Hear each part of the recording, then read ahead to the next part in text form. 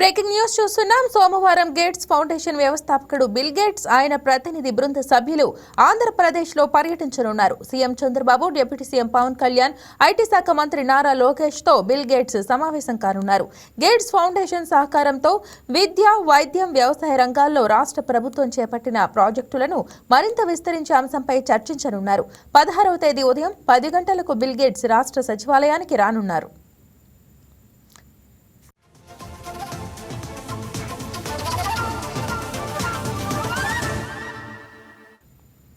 RTGS కేంద్రానికి వెళ్లి technology వినియోగాన్ని పరిశీలించనున్నారు. రియల్ టైం గవర్నెన్స్ విధానాలు, ఫలితాలను సీఎం చంద్రబాబు బిల్ గేట్స్ కు వివరించనున్నారు. ఆ తర్వాత గేట్స్ బృందంతో సీఎం, మంత్రులు, వివిధ శాఖల అధికారులు భేటీ కానున్నారు.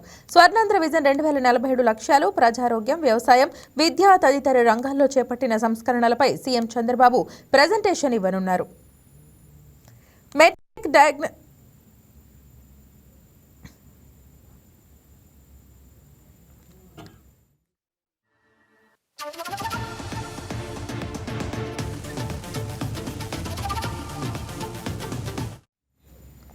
మెడ్టెక్ డయాగ్నోస్టిక్ సేవలు గేట్స్ ఫౌండేషన్ సహకారంతో నడుస్తున్న సంజీవని స్కీమ్తో పాటు ఇతర ప్రాజెక్టుల గురించి వివరించనున్నారు. ఆ తర్వాత అమరావతిలో ఉండవల్లి గ్రామం వద్ద ఓ వ్యవసాయ క్షేత్రానికి బిల్ గేట్స్ బృందం వెళ్లనుంది.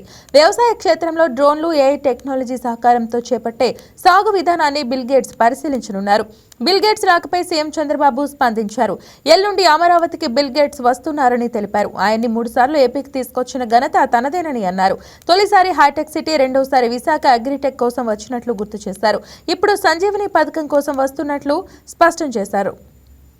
Please subscribe to YK TV Network. Please subscribe to YK TV. Please watch YK News. Don't forget to subscribe YK News channel.